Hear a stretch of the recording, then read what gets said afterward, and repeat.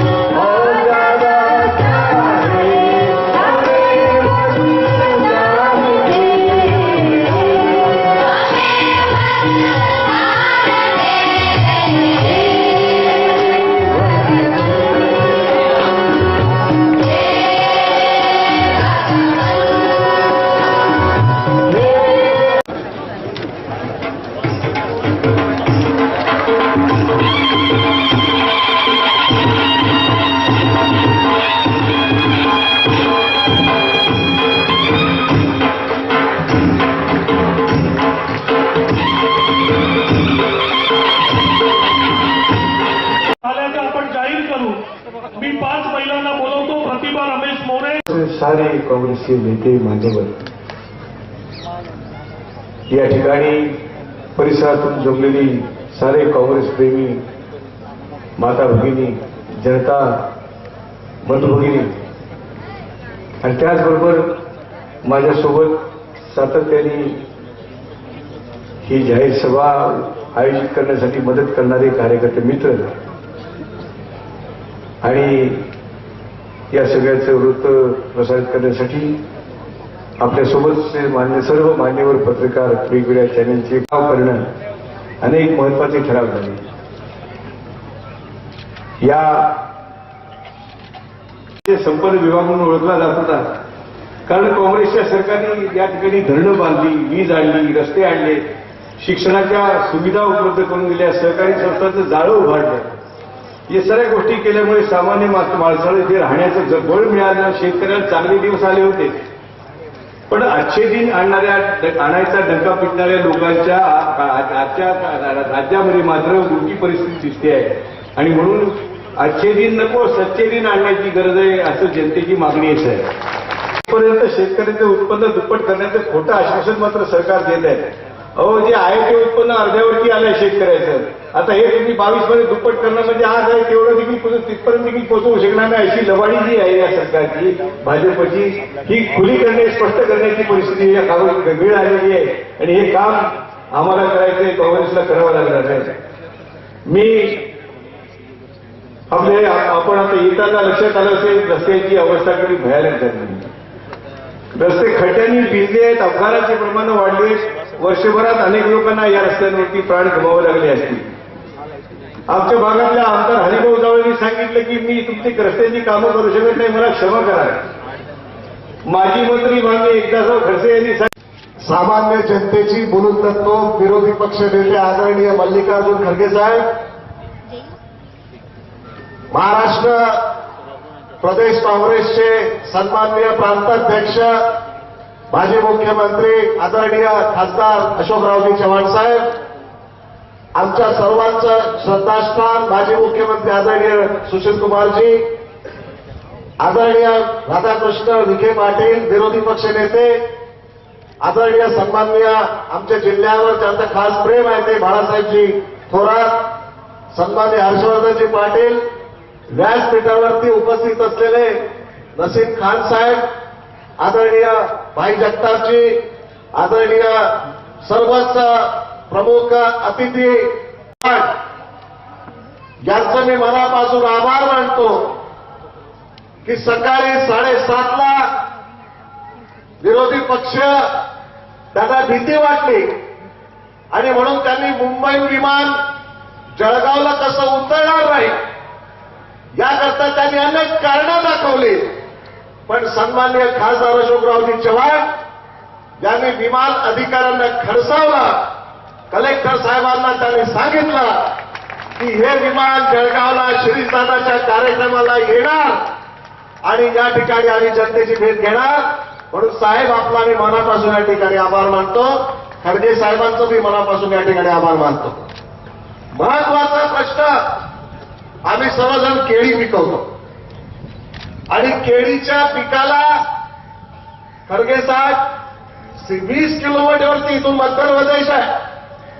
खडगे साहेबांना मराठी अतिशय चांगलं समजतं, चांगलं बोलतात. 20 किलोमीटरवरती इथं मध्य प्रदेश आहे. त्या मध्य प्रदेशला जर चक्रीवादळ आलं तर चक्रीवादळ आल्यानंतर हेक्टरी किती लाख रुपये मिळतात तिथे? 1 लाख मिळतात.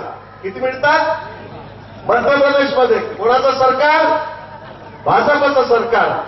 पण आमच्या रावेऱ्यावर तालुक्याचा केळी पिकवणारा शेतकरी ज्याच्याकडे सदैव चक्रीवादळाचा धोका असतो त्या शेतकऱ्याला हेक्टरी किती कबूल केलं? दिलेच नाही. पण 18,000 रुपये. बाळासाहेब, 18,000 रुपये. 1 लाख रुपये हेक्टरी मध्य प्रदेशमध्ये आणि रावेर तालुक्यामध्ये फक्त 18,000 रुपये हेक्टरी. आमचा शेतकरी समोरून सांगतोय की 6 महिन्यापूर्वी सांगितलं की तुम्हाला 18,000 देऊ. कोणाच्या खात्यावर आले का पैसे?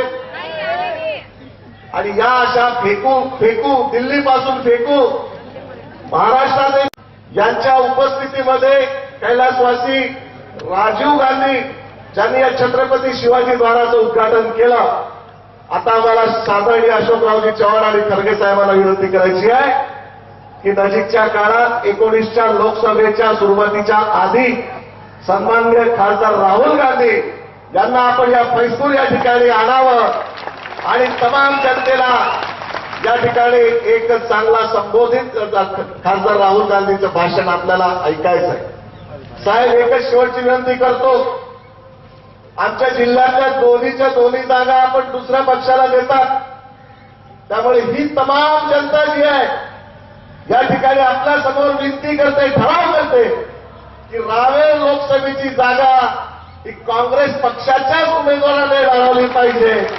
आणि त्याकरता आम्ही आपल्याला खात्री देतो की सर्व समाजाचे, सर्व धर्माचे, सर्व शेतकरी जे आहे ही जागा 100% राहुल गांधींना पंतप्रधान करण्याकरता निवडून आणू अशी या ठिकाणी आम्ही ग्वाही देतो. आमचे शिरीषदादा पाडू उमेदवार आपण सांगाल तो. आणि म्हणून या ठिकाणी दुसरी माझी विनंती आहे, आमचे शिरीषदादा तर आमदार झालेच आहे, मंत्रिमंडळामध्ये त्यांना आपण स्थान द्या. नाहीतर तुम्ही आम्हाला थोडं दुर्लक्ष करतात. पण निश्चितपणे मधुकरराव चौधरीची परंपरा, जेठीदादांची परंपरा आणि आदरणीय प्रतिभाताई साहेबांची परंपरा असलेला जिल्हा यामध्ये अतिशय चांगलं असं नेतृत्व शिरीषदादाच्या रूपाने आपण या ठिकाणी अतिशय चांगलं असं बळकट करावं आणि जनतेच्या सेवा करण्याकरता संधी द्यावी. आपल्या सगळ्यांचं मनापासून मी आभार मानतो. डावीकडे जेवढे माझे बांधव उभे आहेत सगळ्यांचे नाव मला पाठ आहे. पण कृपया करून उजवीकडे आपण खुर्च्यांवरती बसून द्यावं, कारण आता महत्वाची भाषणं सुरू व्हायची आहेत आणि म्हणून आपल्याला नम्र विनंती करतो की आपण त्या ठिकाणी बसावं. पुनश्च आदरणीय खडगे साहेबांचं या ठिकाणी या खानदेशमध्ये स्वागत करतो आणि थांबतो. मंचकावरती असलेले सर्व सन्माननीय सदस्य जे आमच्या जिल्ह्यावरती प्रेम करतात त्यांचंही स्वागत करतो आणि थांबतो. नमस्कार. जय हिंद, जय काँग्रेस. महाराष्ट्र प्रदेश कांग्रेस कमेटी के अध्यक्ष पाटिल जी और शिरीष चौधरी जी, संदीप पाटिल जी, रामकृष्ण ओझा जी और मैं भी ऐसा महसूस कर रहा हूं, अपने आप को मैं पवित्र बन गया। तो सबके लिए वो क्या कहते हैं, कांग्रेस कारण है, कांग्रेस ही बर्बाद की देश को। तुम्हारे घर में, आपके गांव में क्या इसी 4 साल में लाइट आई? क्या इसी 4 साल में आपके पास डैम बना? क्या इसी 4 साल में हर एक के खेत में बोरवेल हुआ? क्या इसी 4 साल में इलेक्ट्रिफिकेशन हर जगह हुआ?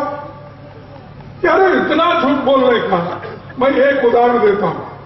वो हमेशा जब अपनी बात बोल रहा है तो ऐसा मार के देते हैं। तो जब प्रेसिडेंशियल स्पीच उन्होंने रखा सदन के सामने, पार्लियामेंट के सामने, उसमें बार बार उनके लोग और उन्होंने कहा, कांग्रेस के जमाने में उन्होंने 70 साल की हुकूमत की, लेकिन 18,000 देहात को इलेक्ट्रिसिटी नहीं पहुंचाई। और असल में सभी 18,000 ऐसे देहात थे जो पहाड़ी पे थे। वहां तक तो हम पूरा पोल्स लेके गए थे, सब कुछ किए थे।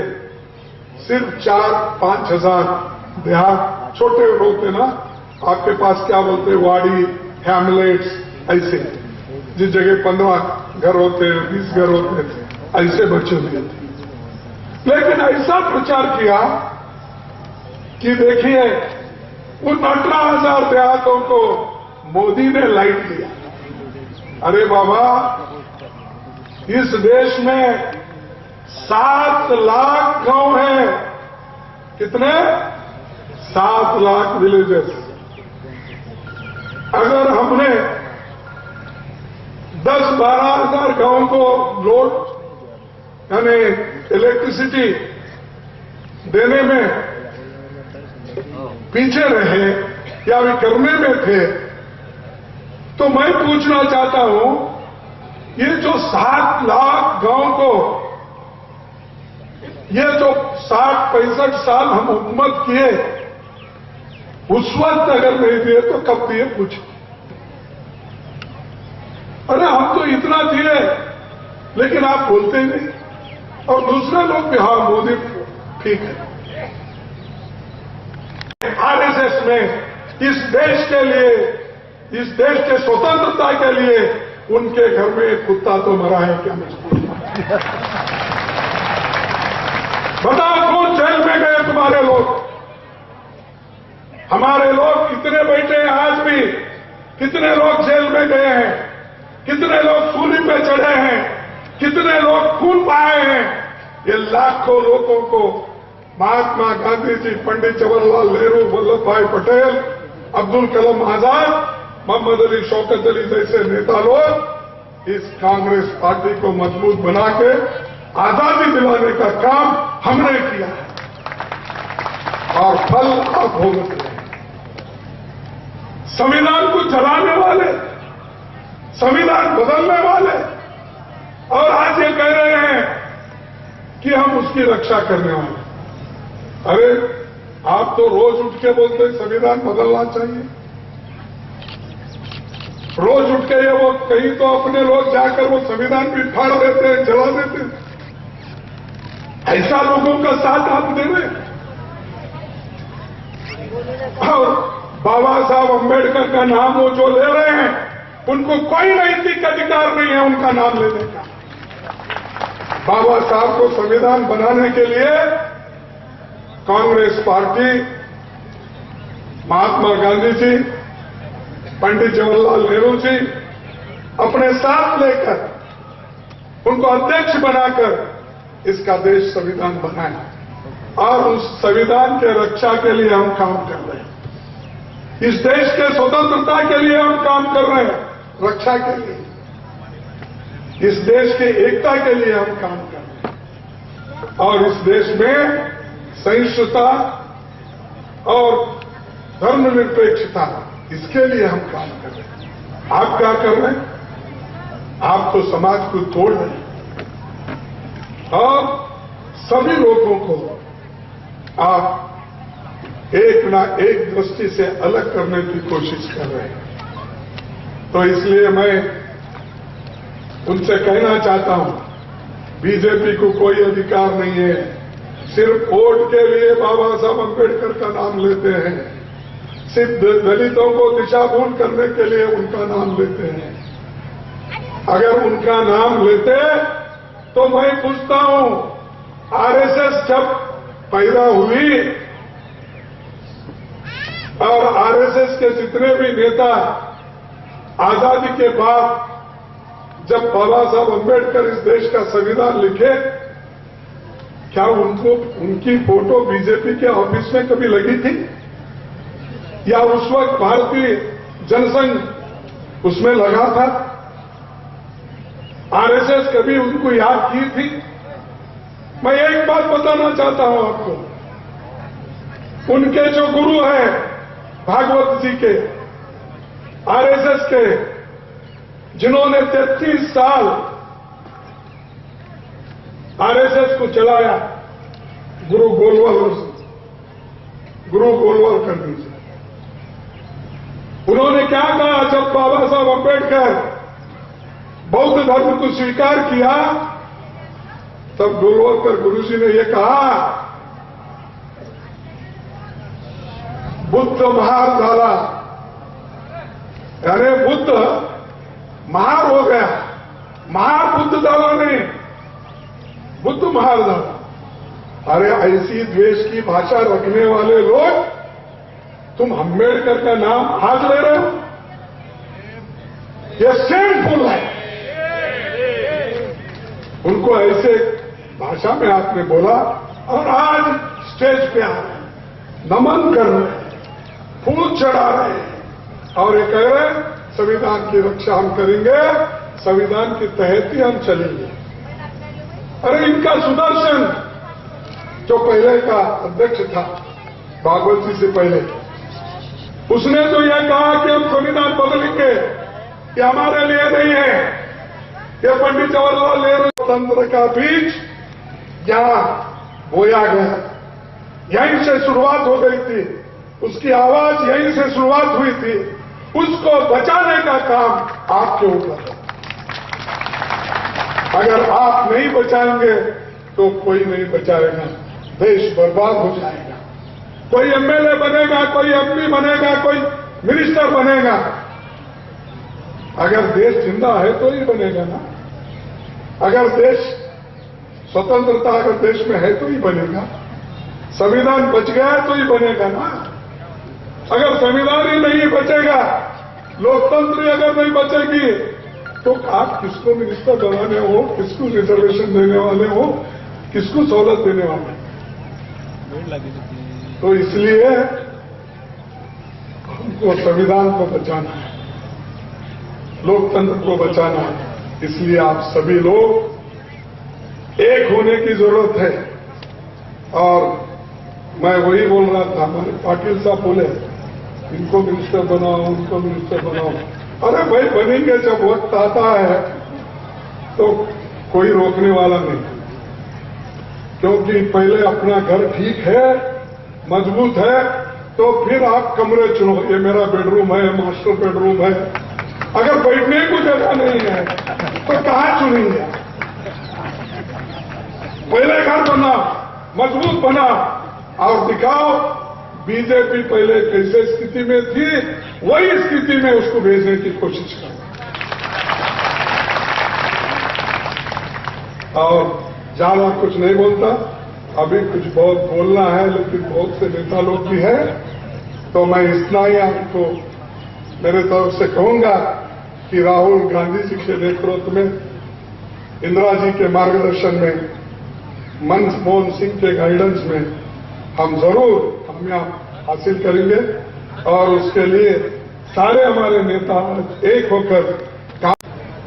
संपूर्ण देशामध्ये आज राफेलची चर्चा आहे। आदरणीय राहुल गांधी साधा प्रश्न विचारलेला आहे की 560 कोटी रुपयाचं विमान 1600 कोटी रुपयाला तुम्ही काय घेता? हिंदुस्थान एरोनॉटिक्स लिमिटेड भारत सरकारची कंपनी आहे. ज्यांनी 4,500 विमान आतापर्यंत तयार केले, नवे विमान तयार केले, त्यांना डावरून 12 दिवसाच्या पूर्वी स्थापन केले आणि आपण कंपनी आपण काम करायचं. पण या सरकारकडे उत्तर नाही. या सरकारनं काय विचारलं ते म्हणतात माहीत. नोटाबंदी का केली माहीत नाही. पेट्रोलच्या डिझेलचे दर आता एवढे आकाशाला भिडलेत, का भिडलेत माहिती नाही. शेतकऱ्यांची कर्जमाफी का फसली माहिती नाही. शेतीमालाला भाव का नाही त्याला माहिती नाही. देशाचा सोडा, पण जळगाव जिल्ह्यापुरतं जर म्हणायचं ठरलं की ज्या जिल्ह्याला तुम्ही केळी संशोधन केंद्र तुम्ही दिलं होतं त्याचं काय झालं ते म्हणतात माहिती नाही.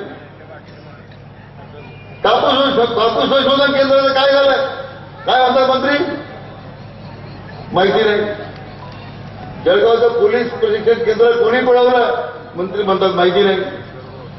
खानदेश विकास मंडळाची महामंडळाची स्थापना का होत नाही मंत्री म्हणतात माहिती नाही. मग आता या सरकारमध्ये या मंत्र्यांना काय माहिती? तर या सरकारच्या मंत्र्यांना बहुतेक भ्रष्टाचार करण्याचं माहिती. आम्ही विधानसभेच्या अधिवेशनामध्ये राज्यातल्या बहुतेक मंत्र्यांच्या भ्रष्टाचाराचं प्रदर्शन भरवलं होतं. मुख्यमंत्री म्हणतात भ्रष्टाचार कोण?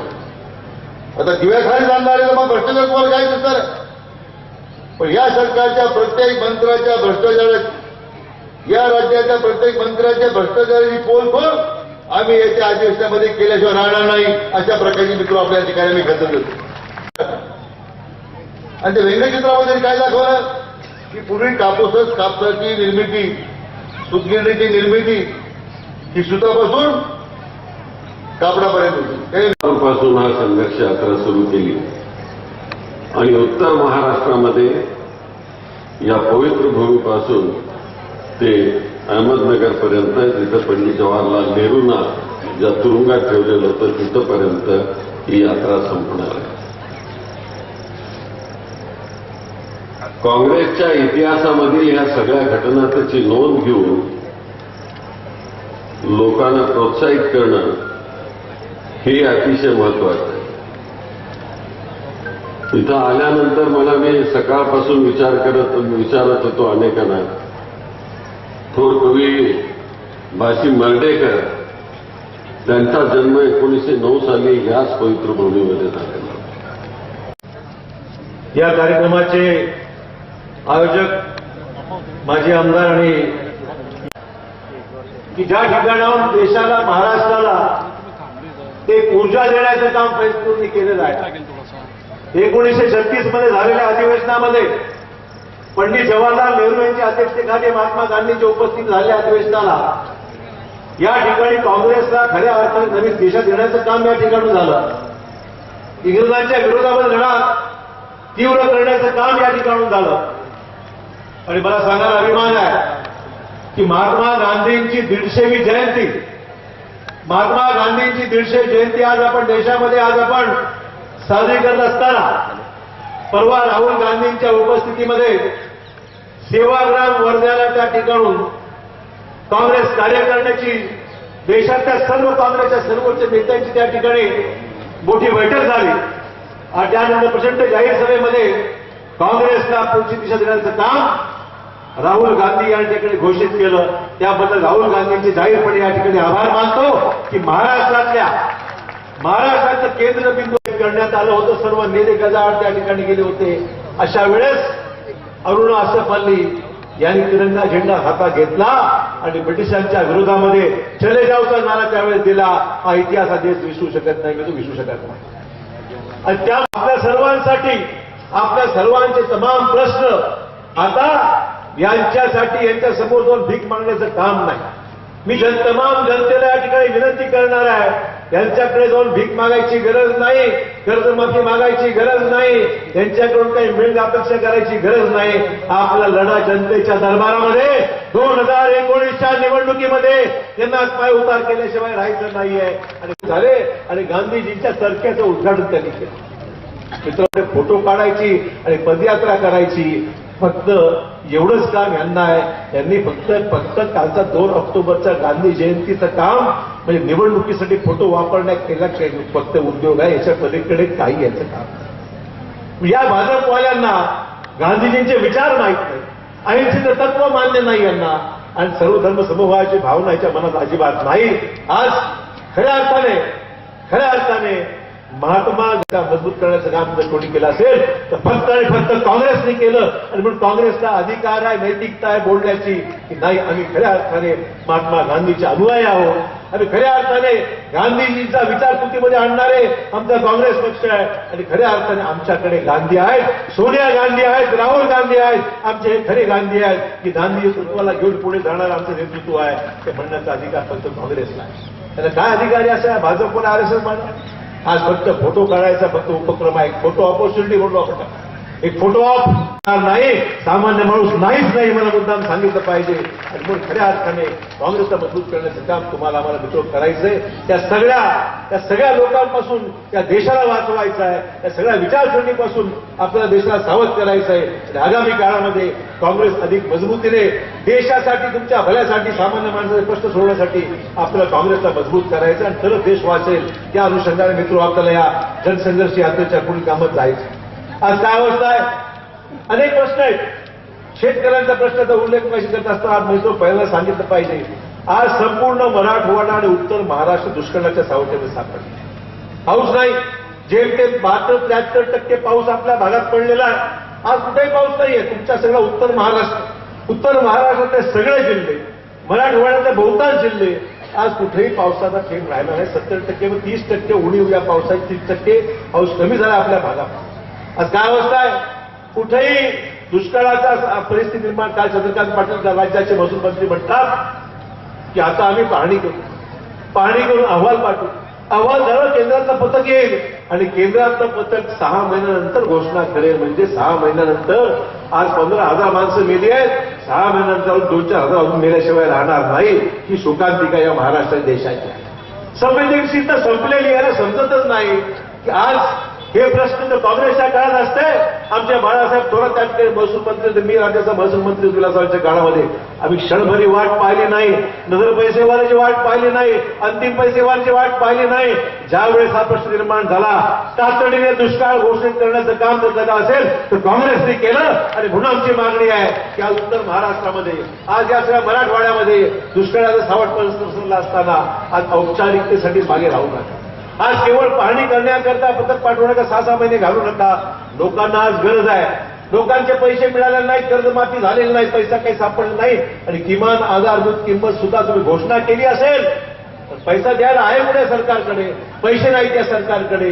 आणि म्हणून आज शेतकरी हुडकून चाललाय. आणि मला एका शेतकऱ्याने मगाशी आता अर्ज आणून दिला. काय मागितलंय?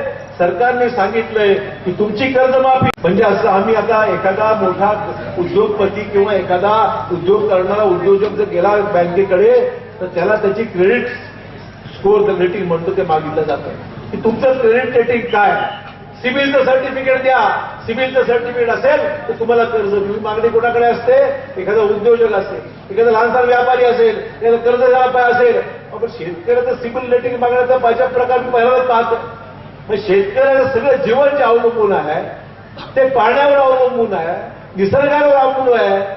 घेऊन सर्टिफिकेट देवेंद्र फडणवीस साहेब द्या सर्टिफिकेट शेतकऱ्याला. अंततः पाहू नका आणि शेतकऱ्याला बँकेत उभारची लाईन उभं राहू नका. एवढी वाईट अवस्था आहे. सिबिलचं सर्टिफिकेट शेतकऱ्याला मागणं अजब सरकार आहे. या सरकारच्या आज जेव्हा आज अशी परिस्थिती झालेली आहे की तुम्ही अवलंबून या सरकारवर. आणि सरकारला मात्र पालिका जिंकल्या, आम्ही जिल्हा परिषद जिंकल्या. आता पैशाच्या जोरावर आम्ही सत्तेतून पैसा आणि पैशातून सत्ता हे समीकरण या सरकारला वाटतं हे समीकरण आम्हाला भविष्यात काळासोबत तारून देणार आहे. आणि म्हणून या सगळ्या गोष्टीच्या अनुषंगाने हे सरकार आज तुमचा जीव घेईपर्यंत यांना काही राहिलेलं नाही. तुम्ही महिलांना चालेल, आम्हाला मतदान मिळणार आहे, आम्ही पैसे वाटू, आम्ही निवडून येऊ, सरकार आमचं राहील, आम्हाला काही तुमच्याशी घेणं देणं नाहीये. अशा प्रकारे शोकांतिका मित्र आज निर्माण झालेली आहे. एवढंच नाही, आधार कार्डचा उपयोग कशा करता? तुमच्या सगळ्या गोष्टी ज्या आहेत, तुमच्या बँकेच्या अकाउंटमध्ये किती पैसे आहेत, तुमच्या देशामधल्या व्यापाऱ्याकडे किती पैसे आहेत, कोणाच्या घरात काय आहे, म्हणजे आधार कार्ड तुमच्या टेलिफोनची लिंक करण्यासंदर्भातला प्रयत्न होत असत का? काँग्रेसने आधार कार्ड आणलं, पण कशाकरता आधार कार्ड आणलं? तर गरीबातल्या गरीब माणसाचं कोणीतरी त्या सवलती मिळतात, त्या कोणी मधल्या माणसाने उठू नये म्हणून आधार कार्ड काँग्रेसच्या काळात. आपलं जे आधार कार्ड दिलंय त्याची सुरुवात मनमोहन सिंग साहेबांनी केली. सोनिया गांधी नंदुरबारच्या आदिवासी क्षेत्रामध्ये जाऊन आधार कार्ड देण्याचा निर्णय घेतला. यांनी काय केलं? या आधार कार्डचा वापर कशाला केला? तर तुमच्याकडे तुमच्या असलेल्या प्रत्येक खाजगी गोष्टीमध्ये लपून पाहायची सवय यायला लागली. तुमच्या प्रत्येक खाजगी गोष्टीमध्ये तुमच्याकडे पाहण्याची सर्व्हेलन्स. आज प्रत्येक माणसाच्या जीवनामध्ये निर्बंध आणण्याकरता, तुमच्यावर सर्व्हेलन्स ठेवण्याकरता, तुम्हाला भीती दाखवण्याकरता, तुमच्यावर तुम्ही जर काही बोललात तुमची सगळी कहाणी त्यांच्याकडे असेल. अशा प्रकारची सोय तुमचं आधार कार्ड टेलिफोनची मोबाईलचं जोडण्याचा निर्णय त्यांनी घेतला होता. पण मला अभिनंदन केलं पाहिजे, सर्वोच्च न्यायालयाचं अभिनंदन केलं पाहिजे. सर्वोच्च न्यायालयाने सांगितलं की आधार कार्डला टेलिफोनची जोडता येणार नाही, मोबाईलची जोडता येणार नाही, सरकारला अधिकार नाही. हा निर्णय सर्वोच्च न्यायालयाने घेतला. म्हणून सर्वोच्च न्यायालयाचे मी अभिनंदन करतो की तुमच्या खाजगी जीवनामध्ये डोकवण्याचा धंदा या सरकारने सुरू केला होता, त्याला खऱ्या अर्थाने पायबंद करण्याचं काम जर कोणी केलं असेल तर देशाच्या सर्वोच्च न्यायालयाने केलं. मला इथे बसलेल्या तमाम नागरिकांचे प्रश्न आहेत. बेरोजगारांचा प्रश्न आहे, बसलेल्या सुशिक्षित नागरिकांचा प्रश्न आहे, महिलांचे प्रश्न आहेत, लैंगिक अत्याचार वाढत चाललेले आहेत, महिलांचे पण बिकट झाले आहेत आणि यांच्या मात्र घोषणा चालू आहे बेटी बचाओ बेटी पढाओ. बेटी बचाओ बेटी पढाओ हे नुसतं म्हणतायत, पण खऱ्या अर्थाने अवस्था आहे की भाजपचे अनेक नेते देशामध्ये उदाहरणं जर आपण पाहिली तर भाजपचे अनेक नेते महिलांवर होणाऱ्या अत्याचारामध्ये नंबर 1 ला कोणी असेल तर भाजपचे नेते देशामध्ये आहेत. आणि म्हणून ही वेळ म्हणायची वेळ आलेली आहे की भाजप वालो से बेटी बचाओ बेटी पढाओ नाही, भाजप वालो से बेटी बचाओ ही म्हणण्याची वेळ दुर्दैवाने आलेली आहे. अशा प्रकारची अवस्था या लोकांनी, या सामान्य महिलांची, मुलींची करून टाकलेली आहे. याला भीती वाटते आता मुलींना सुद्धा की आमचं जीवन सुरक्षित आहे का? शिक्षणाला मुली चालल्यात, कॉलेजला मुली चालल्यात, महिला चालल्यात बाहेर. प्रत्येकाच्या मनात भासती आहे की आम्हाला उद्या काय आमच्या प्रसंग ओढवेल काय सांगता येत नाही. आणि म्हणून महिला सुरक्षित नाहीत, पत्रकार आमचे सुरक्षित नाहीत. पत्रकारांनी जर सरकारच्या विरोधामध्ये काही दाखवलं तर चॅनल बंद केले जातात, पत्रकारांना नोकरीवरून काढलं जातं. अशा प्रकारची मुस्कानदाबी करण्याचं काम या भाजपवाल्यांनी केलेलं आहे. आणि तुमच्यावर अशा प्रकारचे निर्बंध घालून तुमच्या हातात काही द्यायचं नाही. आणि म्हणून एकीकडे आमचं सरकार असताना आम्हाला विचारायचे कुठे नेऊन ठेवला महाराष्ट्र माझा? फडणवीस साहेब, महाराष्ट्राचं कर्ज 5 लाख कोटीच्या वर गेलंय, आता सांगा कुठे नेऊन ठेवला महाराष्ट्र माझा? आधी उत्तर द्या. आणि या महाराष्ट्रातल्या गरीब माणसाला न्याय देण्याचं काम तुम्ही केव्हा कराल याचं उत्तर द्या. क्या हुआ तेरा वादा? लोक विचारतात क्या हुआ तेरा वादा? परवा धनगर समाजाच्या आरक्षणासंदर्भात गेले मुख्यमंत्री भाषण करायला, त्या ठिकाणी लोकांनी रेकॉर्ड वाजवली, क्या हुआ तेरा वादा वो किसा मूवी झाला. अशी अवस्था झालेली आहे मुख्यमंत्र्यांची की महाराष्ट्राचा मुख्यमंत्री विठोबाचं दर्शन घेण्याकरता पंढरपूरला जाऊ शकत नाही. ही शोकांतिका महाराष्ट्राच्या मुख्यमंत्र्यांनी कधी झाली नव्हती. विठोबा सुद्धा म्हणतो, रुक्मिणी म्हणतो आमच्याकडे येऊ नको रे बाबा, बस तिकडे जा. अशी अवस्था महाराष्ट्राच्या मुख्यमंत्र्यांच्या होऊन बसलेली आहे. मुख्यमंत्री विठ्ठलाच्या दर्शनाला जाऊ शकत नाही. तर वादे अनेक केले पण ते सगळे वाटे फुसके बाद निघाले, खरे काहीच राहिले नाही.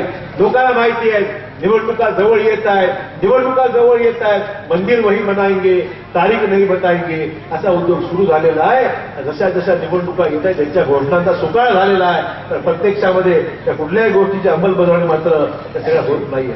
त्यामुळे हा सगळा जे काही चाललेलं आहे हे आपल्याला महात्मा गांधींच्या नावं घेऊन हे भाजपवाले आता 150वी जयंती, महात्मा गांधींची 150वी जयंती साजरी करत आहेत. हे सगळं खोकलं आहे, खोटं आहे, पोकळ आहे, बोगस आहे. आणि म्हणून यांच्यावर विचार आता अधिक त्याच्यावर विश्वास न ठेवता तुम्हाला आम्हाला मित्र कामाला लागलं पाहिजे. की मी या ठिकाणी सांगतो की संघर्ष यात्रा आपण पाहिली, मशाल मगाशी पेटली, विजत नव्हती, पाणी खाली ठोड टाकावं लागलं. परंतु ही मशाल जी पेटली आहे ती आता अशीच पेटत जाईल. महाराष्ट्र पेटल्याशिवाय राहणार काय मित्र, महाराष्ट्र पेटल्याशिवाय राहणार काय. हा मनातला महाराष्ट्रातल्या प्रत्येक माणसाच्या मनामध्ये आज माणूस पेटून उठला. वाट पाहतोय खडसे साहेब तुम्ही काय करतात, लोक पाहताय. 302चा गुन्हा परवा दाखल करायचा. खडसेजी मला म्हणायचे आम्ही मुख्यमंत्री होतो राज्याचा, आमचे सर्व मंत्री आम्ही होतो, त्यावेळेस आमचं राज्य होतं, आमच्यावर शेतकऱ्यांनी आत्महत्या केल्या होत्या आणि त्यावेळेस आम्ही तातडीने त्यावेळेस निर्णय घेतला, कर्जमाफी पूर्ण महाराष्ट्र करून टाकली. त्यावेळेस खडसे साहेब म्हणायचे तुमच्या या सरकारवर 302चा गुन्हा दाखल का करू नये? मला खडसे साहेब तुम्हाला विचारलो की गिरीश महाजनला विचार, मला माहित नाही. तर त्याला मला जरूर विचारायचंय, आता 302चा गुन्हा कोणावर दाखल करायचा आहे? 15,000पेक्षाही जास्त माणसं गेली की आपल्या महाराष्ट्रामध्ये, खानदेशामध्ये, मराठवाड्यात, पश्चिम महाराष्ट्रामध्ये. आता 302 कोणावर घालायचंय हे सांगा आणि मग जनतेसमोर जाऊन काहीतरी आश्वासन द्या. अशा प्रकारची अवस्था मित्र झालेली आहे. मग दुष्काळाची परिस्थिती, ठीक आहे, लोक अडचणीमध्ये, किमान आधारभूत किंमत काही मिळत नाही, कुठलेही प्रश्न आज जेवढे पेटत चाललेले आहेत त्याचा कधीतरी एक्सप्लोजन, ज्याला म्हणून स्फोट झाल्याशिवाय राहणार नाही. अशा प्रकारची गंभीर अवस्था मित्र निर्माण झालेली आहे. म्हणून मित्र जागे व्हा. आपण सर्वजण या जनसंघर्षी आधी सामील व्हा अशी माझी विनंती आहे. सामील व्हा मी तुम्हाला रोज माझ्यापुढे असं म्हणत नाही. आपल्या जिल्ह्यामध्ये, आपल्या गावामध्ये हा विचार आपल्याला पुढे नेला पाहिजे. आगामी काळामध्ये आपल्याला या भागामध्ये काँग्रेसचं वैभव जे आहे 1936 मध्ये जे वैभवशाली परंपरा या जिल्ह्यात दाखवली, या जिल्ह्याने जे आपल्याला करून दाखवलं, आगामी काळामध्ये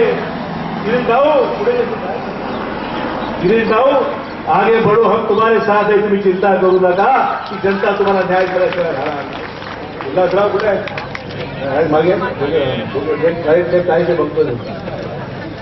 उल्हासराव चिंता करू नका. रावेर लोकसभा मतदारसंघ आम्ही काँग्रेसकडे घेण्याकरता वकिली केल्याशिवाय राहणार नाही. हे सगळे विषय आहेत. अनेक चिठ्ठ्या येतात, प्राध्यापकांचा संप सुरू आहे, शिक्षण मंत्री तावडे यांनी काही निर्णय घेतला, काय एकही निर्णय झाला काय? तावडे निर्णय झाला, एकही निर्णय झालेला नाही. तावडेंची चिठ्ठी जाऊ द्या, पण मुख्यमंत्री चिठ्ठी द्यायला काय आला नाही. त्यामुळे कुठल्याही चिठ्ठीचा काही उपयोग सरकारला नाही. हे सगळे प्रश्न आता या लेवा जगत चॅनलवरती आपण नवनवीन सामाजिक, राजकीय, क्रीडा क्षेत्रातील घडामोडी बघू शकता. पण आपल्याला त्याआधी एक काम करावं लागेल. आमचे लेवा जगत चॅनल सबस्क्राईब करा, बेल आयकॉन दाबा आणि लाईक करा, म्हणजे आपल्याला नवनवीन व्हिडिओ पाहायला मिळतील.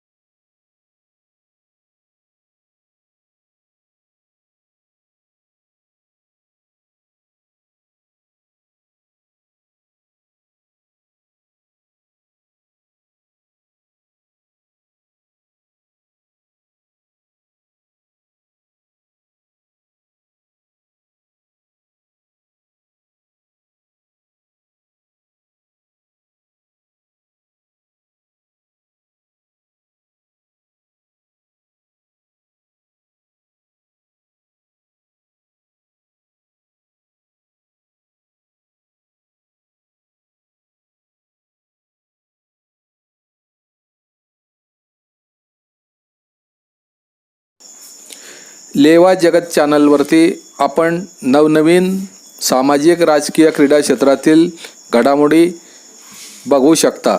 पण आपल्याला त्याआधी एक काम करावं लागेल. आमचे लेवा जगत चॅनल सबस्क्राईब करा, बेल आयकॉन दाबा आणि लाईक करा, म्हणजे आपल्याला नवनवीन व्हिडिओ पाहायला मिळतील.